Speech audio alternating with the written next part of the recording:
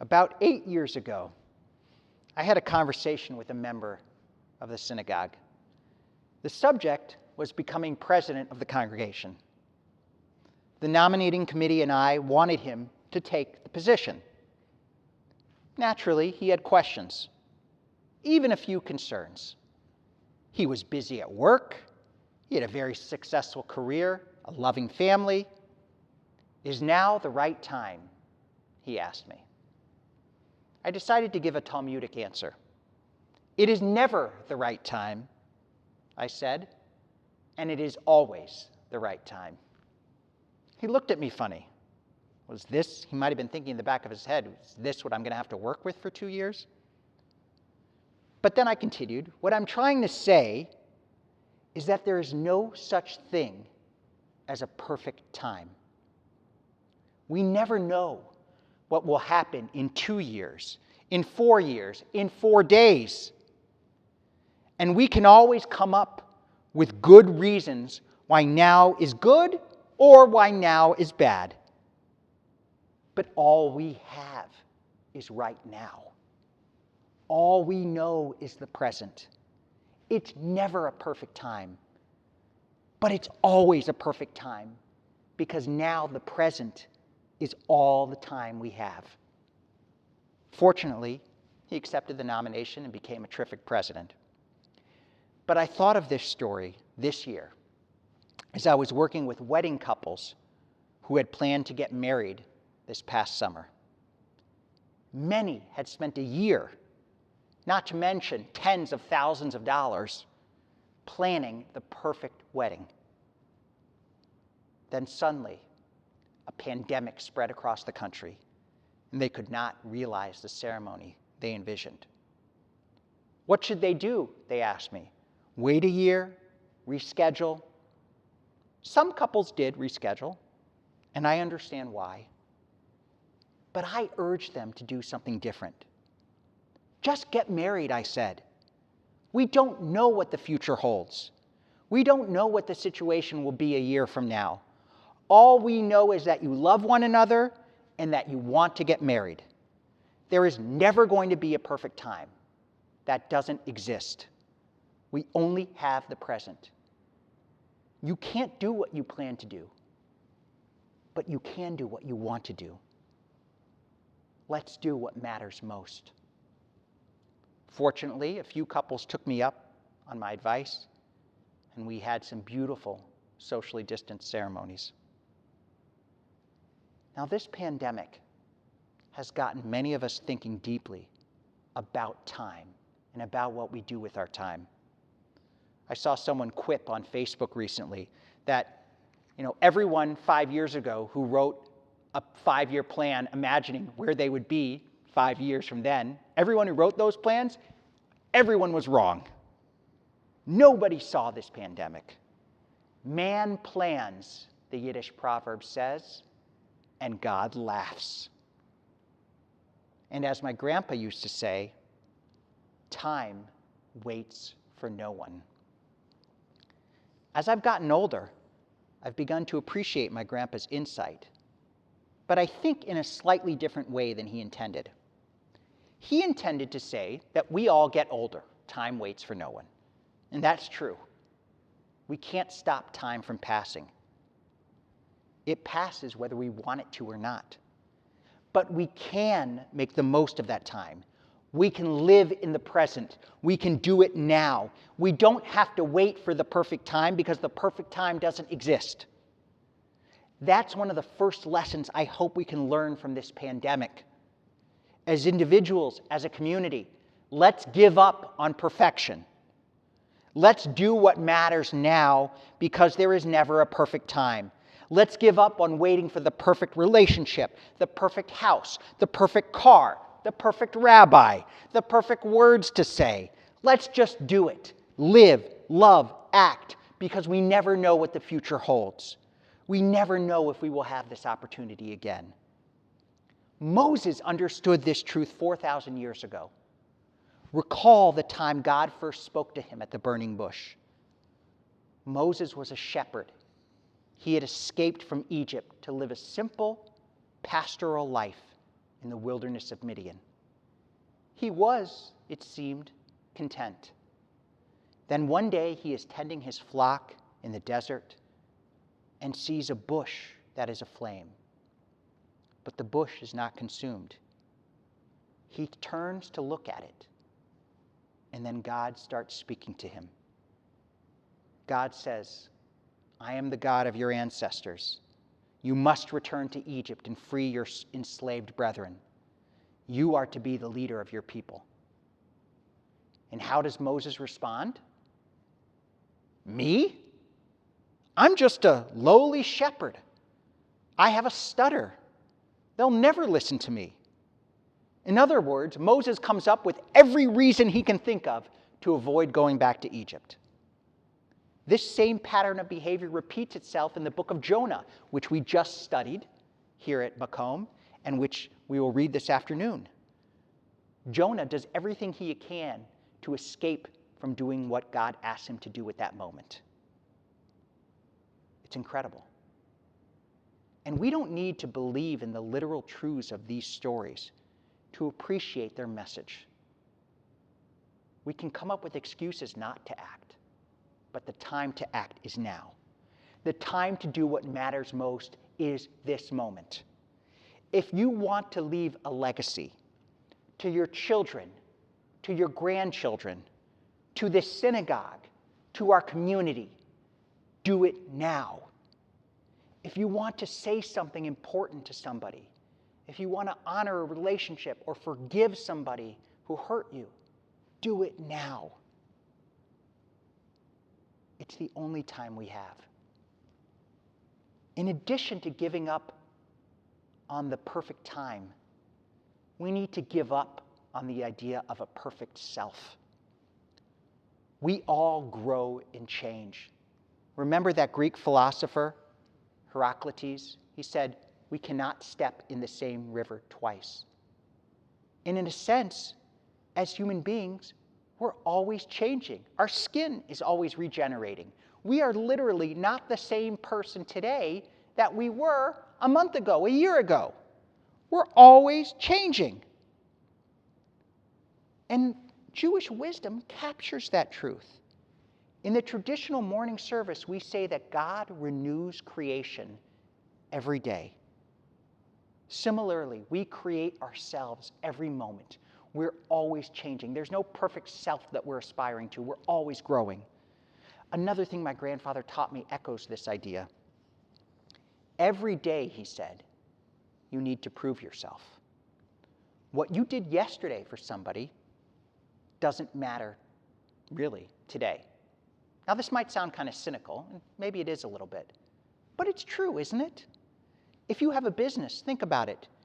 You had a great year last year, but your employees, they need to be paid this year. They need to be paid today. My grandfather was a doctor. He may have helped someone get through appendicitis 5 years ago, but that doesn't help him with the surgery he needs to perform today. Every day, we have the opportunity, the obligation to uvacharta v'chaim, to choose life. But it's even more than that, isn't it? We know we can grow and change. It's true. But sometimes we feel broken.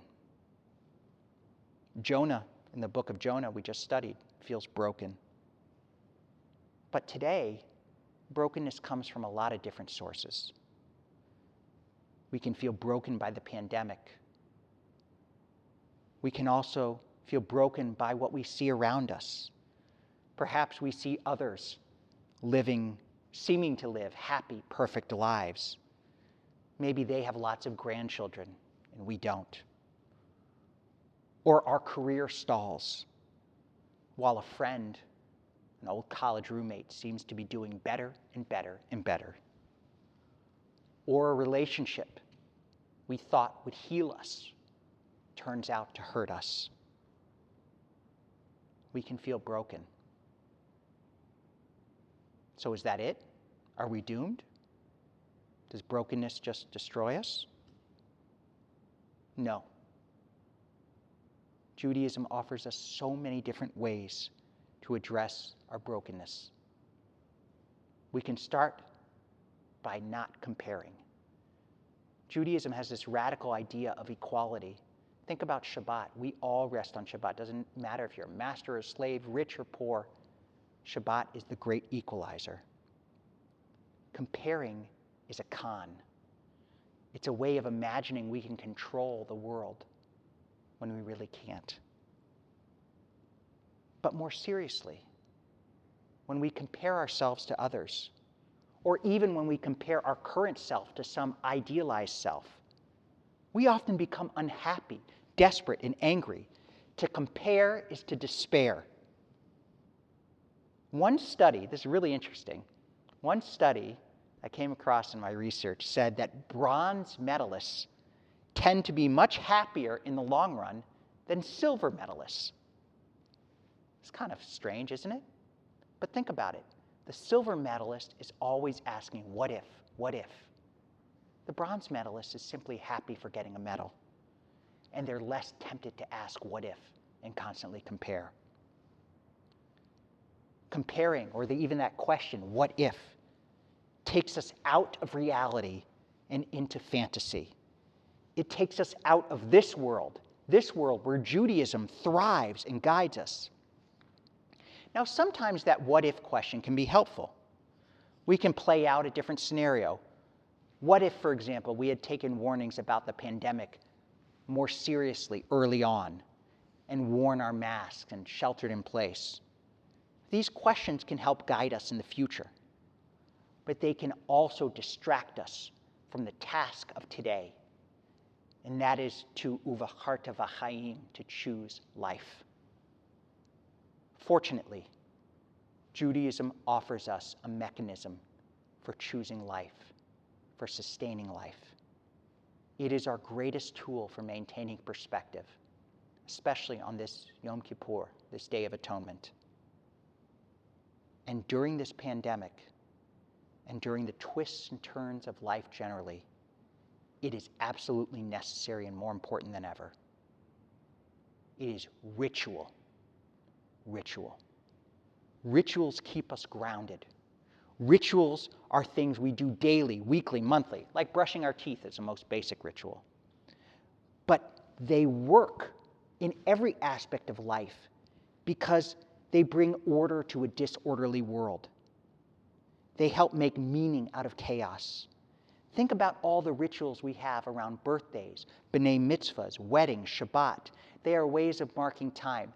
I can tell you that the students who decided to have a b'nai mitzvah during this pandemic and couples who decided to have a wedding brought so much joy to themselves and others. The rituals help sustain us.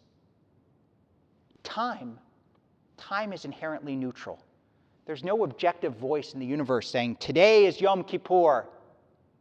But we make it Yom Kippur. Through this ritual, we create meaning out of time. So the question is, what can we do with our time right now, during this pandemic? We can pray, we can meditate, we can study, we can connect with friends, we can embrace rituals for all of this. And I know people who do this, who regularly Zoom with friends for dinner. Now, these rituals, sometimes they may seem a little simplistic, or they may even seem just, normal. But they shape our character. William James, the great philosopher and really one of the founders of modern psychology, said that human beings are simply a collection of habits. We're a collection of our habits. And our rituals are our habits. They give us control and they shape us. The poet Christina Baldwin said, ritual is the act of sanctifying action, even ordinary actions, so that it has meaning. I can light a candle because I need light, or because the candle represents the light I need. The candle represents the light I need. I love that line. Our Jewish rituals, especially the one we are undergoing today, represents the light we need in this world. There is a reason why our Shabbat attendance has grown over the past few months. There's a reason our synagogue is incredibly active right now, even if it's online.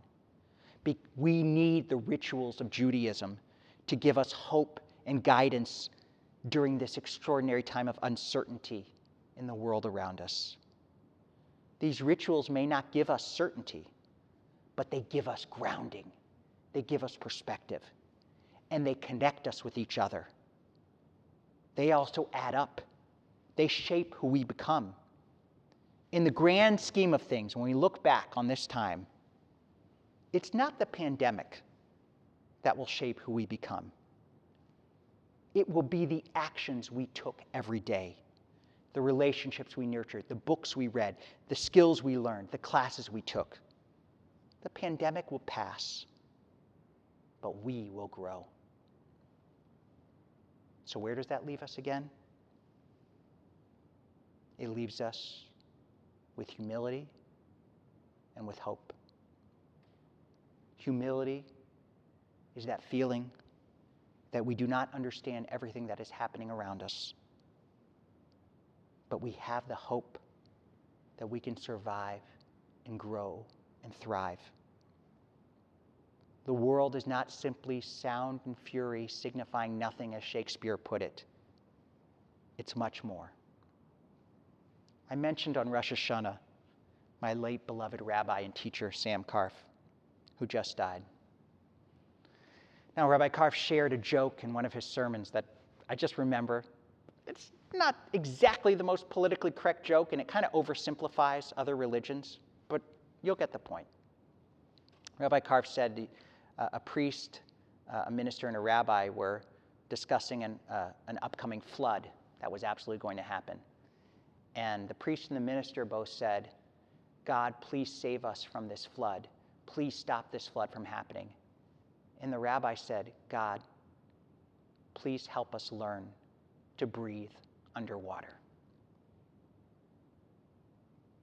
We all have learned during these past few months how to effectively breathe underwater, live in the shadow of a pandemic, live in the shadow of a changing, tumultuous country and time.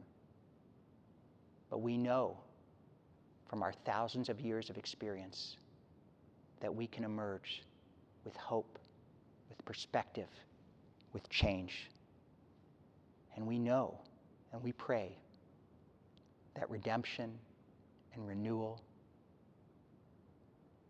and a world full of God's presence and full of shalom, of peace, can and must and will emerge with the work of our hearts and our hands.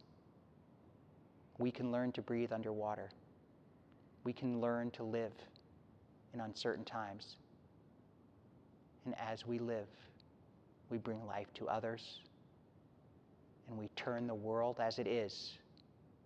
We move it a little closer to the world as it ought to be.